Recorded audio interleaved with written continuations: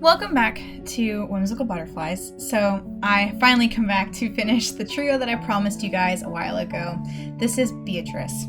Beatrice is the third companion to the brothers Wirt and Greg from Over the Garden Wall. Now, if you've seen the show and you don't remember, she's actually a bird for most of the TV show. She's actually a human, but she's been turned into a bird due to a curse, very typical fairy tale stuff. And I decided that I don't really like drawing bird anatomy, so I'm going to draw a person instead. So here we go. This is what she looks like. I drew her almost exactly how I had envisioned her, and I wanted to work a lot on facial expressions because I'm kind of not great at facial expressions and body language, but that was one of the things I wanted to work on when doing the three of them. So I very intentionally made her very angry and disgusted, and you'll see why later on in the video. I'll explain why. So I changed her pose. I wanted her to have her arms crossed because it would convey so much more frustration, but then I decided that you wouldn't be able to see most of her outfit, and I wanted you to be able to see her outfit because that was kind of the point of drawing her, was not for her outfit, but just because. So I instead put her hands on her hips, which I thought fit better anyway. As for the rest of her outfit, she is kind of illustrated like she's from the Regency era. You can see that with the really high waistline and then the very slim dresses. If you've ever seen Emma or Jane Austen at all, this is her time period, is the Regency era. I don't know the dates exactly, so I'm not going to try and tell you what those dates were, but it was a smaller period of time. It was kind of slid in there right between all of the big bustles and big hoop skirts and the French court. So it's kind of a different silhouette, which is really interesting. In the show, Beatrice, she approaches the brothers and tries to get a favor out of them. We find out later that she's trying to trick them into going to Adelaide's house so that she can be free of her curse of being a bluebird for the rest of her life. And so you kind of have some mixed feelings about her throughout the entire film, but Beatrice is interesting because of her dynamics with Wirt. Wirt is, of course, as we've already discussed, he's not overly strong-willed, but he has opinions and he's very dramatic. But Beatrice kind of tells him off a lot, and so it's interesting to watch their back and forth, and then there's just Greg in the middle of it because that's just Greg, and he's kind of a dork. I actually took a break for a week. I had finished the inking and I was like, all right, we're ready to start on color. I'll do that another day, and I didn't for a long while. But when I came back, I looked at her head and I was like, no, it's just wrong. But I was lazy and didn't want to redraw the whole thing, so I just made it bigger and her neck less long. Beatrice is rather lanky as it is, but I still wanted to keep her somewhat normal looking and not this squash person with a really long neck. So I had to fix that. But then I started the coloring, as you can see. And I, again, went with her colors. I picked them straight from the thumbnail that I had. It was very interesting looking at Beatrice's color palette in comparison to the boys. Now, the show keeps the backgrounds very warm, beige, oranges, because it's fall.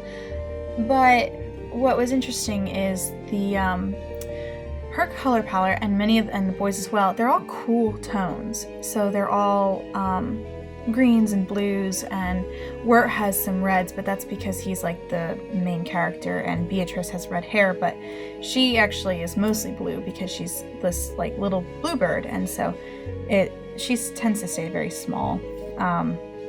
And she doesn't have red hair as a bluebird because, birds don't have hair. So anyway, it was interesting taking a look at her colors in comparison to the rest of the background, which will be important for later. The other thing that I thought was interesting was that all of the blues in her dress are not the same blue color family. Her sleeves lean much more towards purple, and her skirt, like the main part of it, is obviously much more teal. So it was interesting taking a look at that and realizing that it was all quite different. I initially thought that the sleeves and I thought all the trim was the same color, but it wasn't the same color. It was interesting because they were not colors that I would have put right next to each other if I had been designing Beatrice, but I wasn't. So anyway, then I, as you can see, I started my painterly style, which I'm getting far more comfortable with.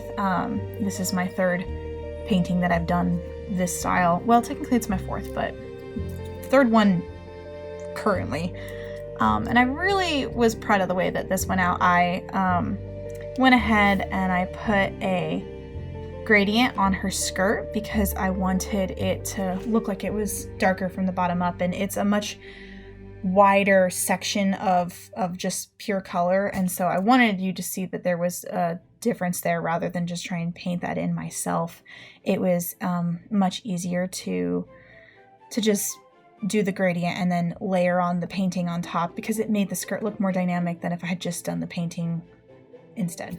It's a quick little trick that a lot of digital artists use all the time. One of the things I also did that I didn't mention earlier was I added like hair wispies for her. This isn't something I did with the boys. It was an idea I had like spur of the moment. I was like, oh, well, she's got quite a bit of curls. She probably would have some flyaways. And so I decided to go ahead and do it. And I think it added a lot to her whole pose and posture because it made you realize that she's just, this young girl. And then I went ahead and I did her skin color. I messed around with her skin color for where I made his skin a little bit paler than what it originally was just because it didn't look like it fit. And then I kept it for Greg. And for her, it was really pink and I was really struggling. I was like, I don't know that it looks good. But I decided to just stick with her natural skin color just because I felt that it would look good in the end, and I trusted myself, and I was right. It did look good in the end. She would have looked way too pale if I had made it lighter or less pink. She wouldn't have looked like Beatrice. I also gave her freckles because in her concept art she has freckles. I make them a little bit more pronounced later, but I really just love freckles. They're just so fun, and there's something beautiful about freckles. Another thing is I decided to make her eyes blue because, well, she's a bluebird, and I thought that it would fit really well with the more reddish auburn hair color. I thought it was a nice touch. So I went ahead and made her eyes blue. Since of course the concept art does not have an eye color, and so I had to make that up because my art style does have eye color. The last thing I did was I colored the line art. It's my last step. It's pretty easy to do once you have your line art on another layer. I almost forgot this step. I was like, yep, looks fine.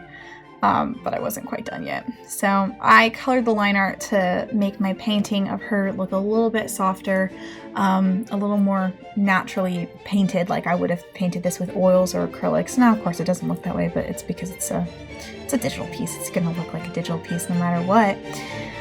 But I was really proud of her and how she looked. I thought that she was perfect. And here she is in all of her glory. And then I got a little bit crazy and I painted an entire background and put all three of them together. So here they all are in the unknown together in one painting. I'm very proud of this, considering they were all in different sections. But anyway, I want to thank you guys so much for watching, and I hope you guys have a wonderful evening. Bye.